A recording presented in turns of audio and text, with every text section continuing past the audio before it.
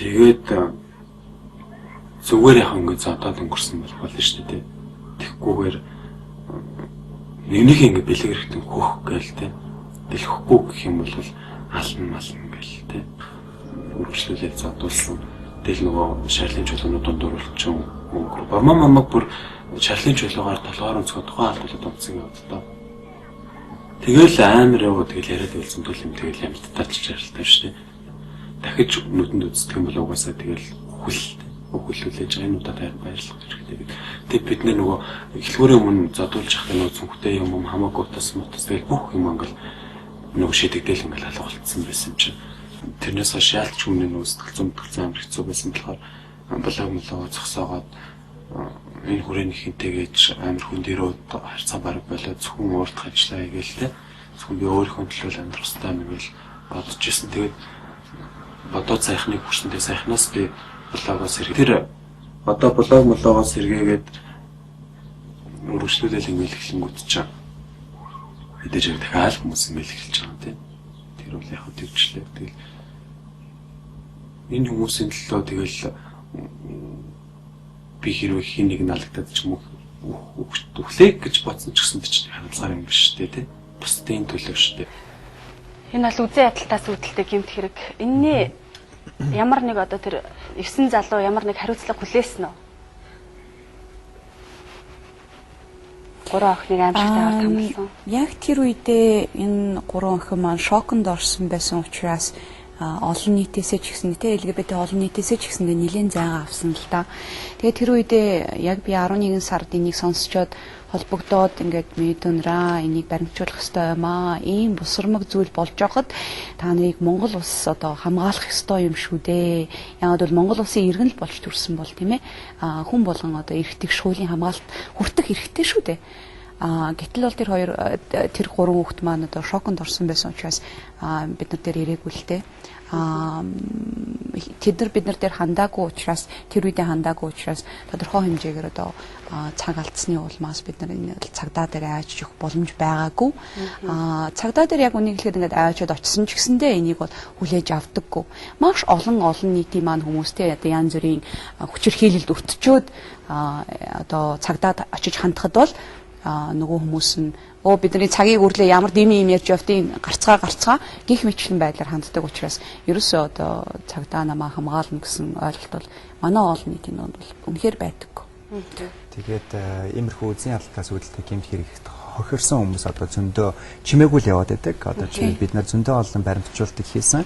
Тэгээд энэ тэнд найз нөхдөсөө сонсоол дээ. Бид нар бүгдээрээ ингээд хийж байгаа ч гэсэн тэд нэр ерөөсөө цагдаа дээр очиод өөрөө л тий хохирох юм чинь ингээд тийм айдастай байдаг учраас хизээч цагдаа хууль сахиулах байгууллагт ерөөсөө хэлдэг. Энэ охин трансгендер охин маань нүрээ гаргачихжээ тий. Энэ охинтой юу болсон бол энэ охины хувь заяа юу юм болоо гэж гайхаж магадгүй. Тэгэхээр энэ киног бол энэ жилийн 3 сарын 8-нд эмэгтэйчүүдийн нүдээр гээд одоо эмэгтэйчүүдийн үндэсний баг хурал болсон 300-аад хүн ирсэн энэ семинар дээр бид нар энэ киногоо гаргасан л та.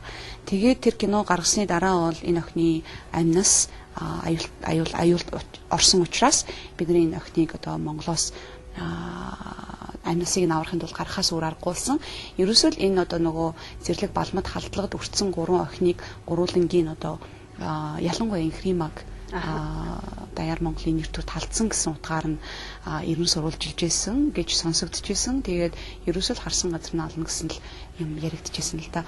Тэгэхээр бид нар айн насыг аврахын тулд бид нар гарахаас өөр аргагуулсан. Тэгэхээр ийм хүмүүстэй одоо эх орондоо хүний эрх нь хамгийн одоо хурц байдлаар эрхэн зөрчигдчихэд ингээ гараад өөр оронд аюулгүй амгалан тайван амьдрах гад явж байгаа хүмүүсийг маань дөрвчд гэдэг л дээ. Тэгэхээр энэ инхрима маань өөр нэг одоо бас хүүхэдтэй дөрвээд гарсан байгаа Монголоос. Одоо бол аюулгүй амгалан амьдрал нь сайхан байгаа.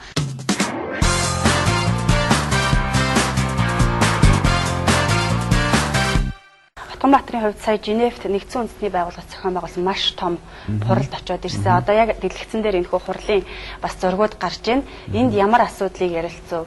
За энэ UPR буюу хүний эрхийн зөвлөлийн нэгдсэн үндэсний байгууллагын хүний эрхийн зөвлөлийн хүний эрхийн төлөв байдлыг одоо хилцэх ээлжид хилцүүлэг 11 сарын 2-нд болсон байгаа. Тэгээд Женев хотноо бид нар засгийн газар Монголын засгийн газрын төлөөлөл ирэхээс өмнө очоод бас олон улсын төлөөлөгчтэй одоо лобби буюу бас нөлөөллийн ажил хийхээр авсан байгаа. Тэгээд Монгол улсын засгийн газраас явуулсан үндэсний илтгэлд болохоор бэлгийн цөөнхийн асуудлыг ерөөсөө оруулаагүй байсан. Тэгээд тэр асуудлыг бид нар олон улсын дипломатуудад хэлээд одоо ийм асуудал байгаа шүү. Энэ бүхнийг Монгол улсын засгийн газар зөвлөмж болгож өгөөч гэж бид нар хүссэн. Тэгээд Монголоос болохоор төрийн бас байгууллагуудын одоо эм форум тэ бүлгийн төлөөлөл очоод тэгээд би лоббид ажил хийсэн байгаа. Тэгээд энэ ажил маань маш их үр дүнтэй болсон. Нийтдээ 43 одоо орон байснаас 7 орон Монгол улсын засгийн газарт Монгол улс нь одоо бэлгийн цонх болох одоо лесбиан, гей, бисексуал, трансгендер хүмүүсийн одоо ялгарлан гадуурхалтын эсрэг хуультай болох хэрэгтэй. Үзийн ялтаас үйлдэлтэй гэмт хэргийн бас хуулийг одоо санаачлаж хууль тогтоомжийг бий болгох ёстой. Бэлгийн чиг баримжаа, хүйсийн баримжаа илэрхийлэл дээр үндэслэн хүнийг ялгарлан гадуурхаж болохгүй гэсэн зөвлөмжүүдийг бол маш сайхан гаргаж ирсэн байгаа. Тэгээд энэ UPR төдийгүй эрүүдэн шүүлтийн эсрэг конвенцийн зөвлөлийн хороо гэж байдаг. Хорооны зөвлөл. Тэгэд хорооны зөвлөл дээр бас 11 сарын 5, 8 дээр хилцгээс өмнө 11 сарын 4-нд очоод 22 зөвлөлийн гишүүдэд бас мэдээлэл өгсөн байгаа. Тэгээд тэр зөвлөлөөс Монгол улсын засгийн газарт бас эрүүдэн шүүлттэй холбоотой бүх хэрэгээ дахин шалгаач тий хүмүүсийг ерөнхийдөө одоо битгий ялгарлан гадуурхаач гэсэн тийм олон улсын нэгдсэн үндэсний байгууллагын хэмжээнд одоо Монгол улсын засгийн газараас одоо ингээд шаардлага тавиад Монгол улсын засгийн газар тэр дороо амлалт авч одоо ажиллана гэж бид нарт одоо амласан байгаа. Энэ нь бол та нарын хувьд бол их дэвшилттэй алхам болж өгч чадсан байна шүү дээ тий. Бидний хувьд бол маш том ялалт. Яагаад гэвэл бид нар бол үнэхээр хүний эрхийн механизмыг бүгдийг нь ашиглаж байгаа. Ашиглах ёстой. Яагаад гэвэл бид нар хичнээн одоо жишээлбэл 2007 оноос эхлээл төрийн бас байгууллага байгуулчаад байхад чинь л одоо бид нарыг бүртгэхгүй бараг 3 жил хүлээлгэлээ шүү дээ. Ийш тийшээ ингээл явуулаад тий одоо хөл бөмбөг юм хаашаа бид нар хүмүүс шүү дээ тий. Эвэлдэн нэгтсэн байна. Эвэлдэн нэгдэг эрхээ эдэлчээд байхад нөгөөдөл маань нэрийг хүлээн зөвшөөрөхгүй гэх мэтчлэн ийм үйл ажиллагаа явагдаад байгаа учраас өдөр тутмын бидний амьдралд ялгарлан гадуурхалт байгаад байгаа учраас бид нар энийг үнэхээр одоо өөрчлөхийн тулд тэмцээс өөр аргагүй болсон л доо. Энэ бол түүхэнтэй анх удаага Монголын одоо бэлгийн цонхийн асуудал олон улсын хэмжээнд тавигдсан. Тэгэд Монгол улсын засгийн газар ч гэсэн тэр одоо олон улсын одоо 43 орноос 2 минутаар зөвлөмж өгч байгаа юм л та. Тэгж яхад бол одоо хаашаач болт харахгүй шүү дээ. Мэдээж одоо ингээл энэ хүмүүсийн төлөө зүтгэнэ гэж тэнд амлалтаа өгсөн. Тэр амлалт энд ирээд ч гэсэн бас яг хിവэрэ байгаасаа л гэж хүсэж байна да.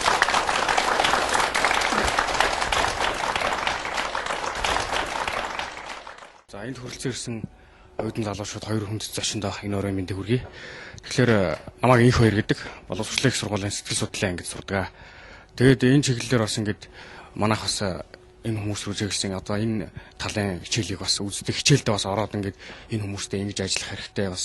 Тийм юу гэж ажиллах хэрэгтэй гэдэг тэр бас сонирхолтой байна л да. Тэгэхээр одоо манай сэтгэл зүй гэдэг маань өөрөө бас нөгөө ардчилсан нийгэм гэдэг талаас бол гардчилсан үзэлтэй юм шинжлэх ухаан баггүй. Тэгэхээр яг бүх одоо ялгарлан гадуурхал байхгүйгээр ингээд энэ хүмүүстэй ажиллах ёстой. Бид нар бол яг энэ мэргэжлийн хүмүүс учраас эднийг ойлгох ёстой гэдэг талаас нь нийгэм зөвөр одоо сурталчлан таниулах ёстой гэдэг талаас нь бид нарт тийм үзэл төлөвшлийг суулгаж тэр талаас нь арай илүү бүх юмыг яаж зөвөр шийдэх үү, асуудлыг яаж зөвөр шийдэх үү гэдэг талаас нь ингэж үздэг л. Тэгэд LGBT төрийн бас байгуулсан тийм ээ. Тэгэхээр энэ байгууллага маань 2007 оноос хойш үйл ажиллагаа явуулж байна гэж байна л. Тэгэхээр 2007 онд бол одоо энэ ийм одоо хүмүүс ийм байсан. Нийгэмд бол нийгмийн сэтгэл зүй, нийгмийн төлөвшөлт бол ингэж ойлгогддог байсан гэж. Тэгвэл одоо 2010 он тий. 2010 онд энэ нийгмийн сэтгэлгээ маань өөрчлөгдөж чадсан уу үгүй. Энд бас бид нар нийгэм ийм хിവэрэ байгаад байна гэдгийг ярихаас илүүтэйгээр бас ингэж өөрчлөгдөж байна. Ингэ дэвшил гарч байна гэдгийг ярих юм бол бид нарт бас хүмүүст арай илүү бас ойлгох юм болов уу гэж бодож байна л да. Сонирхолтой асуулт байна л да. Яагаад гэвэл одоо юу гэдэг нь за яг одоо LGBT хүмүүсийн хувьд те бэлгийн цонх болсон бэлгийн чиг баримжаа болоод хүйсийн баримжаа илэрхийллийн цонх болсон хүмүүсийн хувьд бол Монголын нийгэмд ахиц гараад байна уу? Бидний эрх нь одоо юу гэдэг хүндлэгдээд байна уу? Бид нар нийгмийн нэг хэсэг гэж хүлээн зөвшөөрөгдөд байна уу? Тэ тийм ахиц гарчаад байна уу гэвэл үгүй шүү дээ. Харамсалтай. Юм бол одоо 2007 онд ямар ирсэн яг л хിവэрэ байгаа. Харамсалтай. Одоо жишээл наацх нь ингээд одоо хэвлэл мэдээлэлээр ярьдаг юм яг л ижилхэн те одоо жишээл хэдхэн за сар жоохон илүүтэй өмнө л өдрийн сонин дээр те Английн гаж зуршилтан юу лээ бэлгийн гаж донтон сайд найз залуутгаа Вестминстер дээр гараа хөтлөөд явжээ гэд жишээл бичсэн байна шүү дээ. Энэ жил шүү дээ ерөөсөө сарын өмнө. Гэх мэт чинь тэгэхээр энэ бол ерөөсөө нийгэмд бол ингээд энэ сөрөг ойлголт бол байсаар байгаа. Хичнээн одоо ингээд хэд хэдэн төрлийн бас байгууллага байгаа. Одоо манай LGBT төвөөс гадна те одоо манай LGBT төв маань хүний эрхийн байгууллага гэж явж байгаа. Манай LGBT төвөөс гадна одоо ирчүүдтэй бэлгийн хавталд ордог ирчүүд тэд маань өөрсдөө гей эсвэл бисексуал эрэгтэйчүүд гэж тодорхойлдог байх нь те зүгээр одоо зан үйлийн хувьд бол одоо ийм эрэгтэйчүүдтэй ажилдаг эрүүл мэндийн талаас нь те хэд ихэд дох бэлгийн замын халдварт урьдчилан сэргийлэх талаар ингээд үйл ажиллагаа явуулдаг байгууллагууд байдаг л да. Тэгэхээр энэ олон байгууллагууд ингээд яваад байхад чинь үйл ажиллагаа хийгээд байхад ерөөсөө нийгэм маань ямар ч байсан гэсэн сөргөөр хүлээж авсан хിവэрэ байна. Яагаад вэ гэдэг дээр бид нараас дүгнэлт хийх хэрэгтэй болж байгаа байхгүй.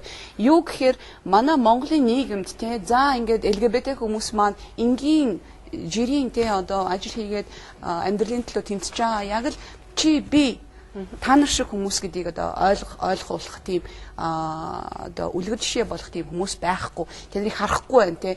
Одоо юу гэдэг улс төрчид ондч гэсэндээ байгаа, урлагийн хүмүүсийн донд ч гэсэндээ байгаа. Олонний танил хүмүүс зөндөө байгаа. Тэд нар маань ингээс come out хийгээд за бид нар ингээд бас л ингээд та нарын нэг хүмүүс байна. Амьдарч гэн, ажиллаж гэн, хайрлаж гэн, дурлаж гэн, гунж гэн, те уйлж гэн. Хүний амьдрал болго бүхэл юмнууд одоо бидний амьдралд болж байгаа гэдгийг хэлжүүл нийгэм маань арай илүү эргээр хүлээж авах болох юм болоо да гэсэн үүднээс жишээлбэл өнөөдөр ингээд бид нар хурж ярилцж байна л да. Тэгэхээр ахиц бол үнэхээр их л цөөхөн байна да. Их л бага байна да. Яг хөө тэрний жишээ гэх юм бол сая 11 сарын 16-нд нөгөө нэгдсэн үндэсний байгууллагын ялгаатай байдлыг хүлээн зөвшөөрөх олон улсын өдрөөр манайхан сая нөгөө аяны ажлаа эхлүүлсэн гэж ярьсан шүү дээ тийм. Тэгээд тэрний дараа зөндөө олон сонин сэтгүүл интернетээр одоо мэдээнэ цацагдсан. Тэгээд тэр мэдэн дээр бас л яг л урдын ярьдгаараа л тийм нөгөө ижил хүүсэрхэгдэг хүмүүс гэл тийм. Тэгэхээр бэлгийн чиг хандлага ч юм уу тийм. Одоо жишээл бэлгийн чиг хандлага гэдэг үг маань ерөөсөө өөрөө маш асуудалтай үг байгаа байхгүй. Яг тэр бол 2001 2 онд болохоор энэ үгийг орчуулгын үг. Энэ бол орчуулгын үг шүү дээ. Тэ? Эвгүй орчуулсан юм байл л дээ. Түүнээс бол яг санаа нь бол зөв байсан. Энийг бол бэлгийн хүмүүжлийн, бэлгийн боловсролын хичээлтэй 10 жилийн хичээлд оруулах гад энэ үгийг орчуулж исэн байхгүй. Нэгдсэн үндэсний байгууллагын хүн амын сангийн өсвөр үеийн одоо хүүхдүүдийн бэлгийн болон нөхөн үржихийн эрүүл мэндийн төслөөр хийж исэн энийг.